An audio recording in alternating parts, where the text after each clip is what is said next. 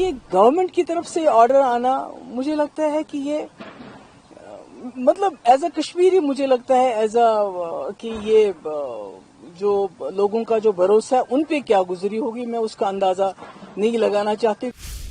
सब ने सोचा कि एक ही जमात को वोट देंगे ताकि ये जो तूफान आ रहा है हम पे मरकज की तरफ से, इसको शायद एक जमात रोक पाएगी, एक ही जमात रोक पाएगी, क्योंकि पीडीपी को तोड़ फोड़ करके पीडीपी लगता था लोगों को ये खत्म हो चुकी है, ये मुकाबला नहीं कर पाएगी। इखलाकी इस्लामी तालीम के साथ जो रेगुलर एजुकेशन भी देते हैं, मतलब कोई आप किसी स्कूल का नाम नहीं ले सकते हैं जहां पर ये बैलेंस मेंटेन होता हो, और इन स्कूलों में से बहुत ही नामवर शख्सियत उभरी हैं, और इसके साथ हजारों के तादाद में, मेरे ख्याल में कोई 50-60 हजार तो स्टूडेंट्स हैं, टीचर्स हैं, फैमिलीज हैं जो जुड़ी हुई हैं। तो इस तरह से इसको बंद कर, इसको टेक ओवर करना, पहले तो जमात इस्लामी के तमाम एसेट्स को टेक ओवर किया गया, उन पर बैन लगाई गई, और तभी उम्मीद थी कि यहाँ एक चुनी हुई सरकार आएगी, इलेक्शन होंगे, तो शायद ये जो हम पे ताबड़तोड़ हमले हो रहे हैं,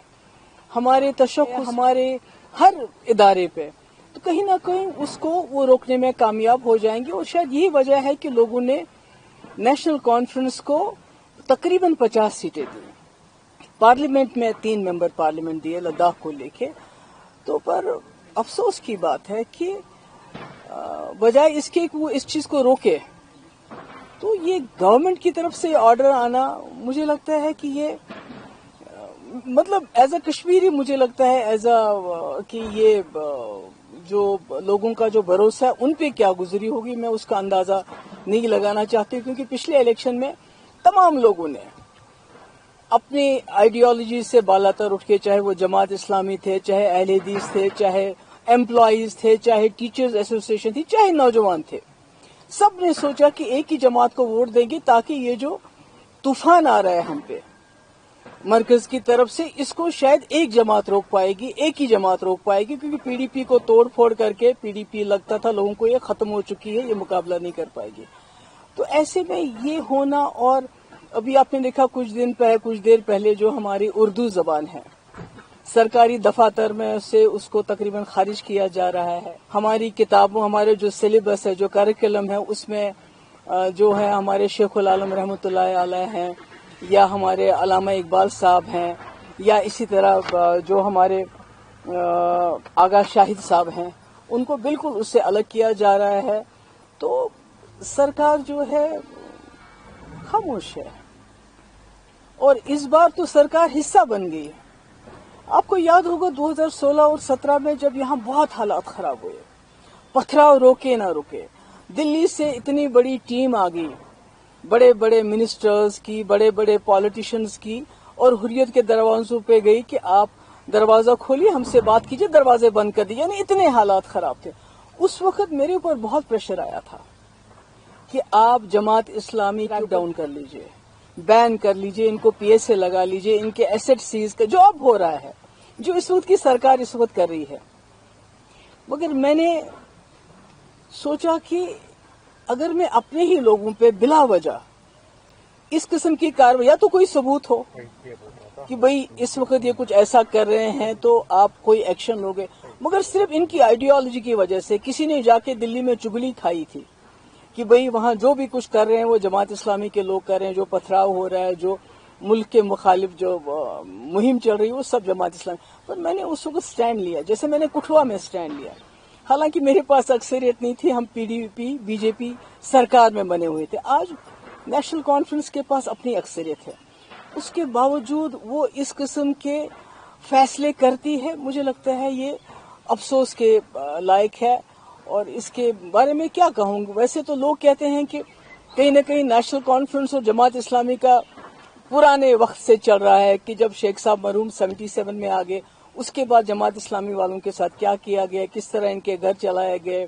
क्या क्या हमारी मुकद्दस किताबें भी नजर आतश की गई। उसके बाद 87 के बाद क्या किया गया, जो फलायम ट्रस्ट के टीचर है उनको कैसे पब्लिक सेफ्टी एक्ट लगाया गया, और आज 2025 में अब इनके जो स्कूल थे, जो लोगों के गरीब लोगों को, गरीब बच्चों को, क्योंकि आपने देखा कि सरकारी स्कूलों में जो चीज कमी है वो ये स्कूल पूरी करते थे, जिनका कोई नहीं होता था اور کم فیس لے کے یہ تعلیم دیتے تھے. تو آج انہوں نے اتنا بڑا سسٹم جو ایک بنا ہوا ہے اس کو ایک حساب سے تباہی کے دہانے پہ پہنچا دیا ہے. کئی گھر اس کے ساتھ وابستہ ہے, کئی ٹیچر, سب کا مستقبل جو ہے. میم آپ نے ایجوکیشن منسٹر کا اسٹیٹمنٹ دیکھا ہوگا, وہ کہتی ہیں کہ ہم نے کچھ اور ڈیسائیڈ کیا تھا کہ کل جو لوکل پرنسپل ہوگا وہ ٹیک اوور کرے گا, مجسٹریٹ کی بات نہیں تھی. پہلے تو ٹیک اوور کیوں کرے؟ اگر پچھلے 8 سال سے جب سے گورنر رول بھی چل رہا ہے, LG کا رول بھی چل رہا ہے, اس کا ٹیک اوور نہیں ہوا تو آج تو پاپولر سرکار ہے, آج کیوں ٹیک اوور ہوا؟ اور اگر منسٹر صاحبہ یہ کہتی ہیں کہ اس میں کنفیوژن ہے تو وہ آرڈر کینسل کر دیں. سب سے آسان بات ہے, آرڈر کینسل کر دیں.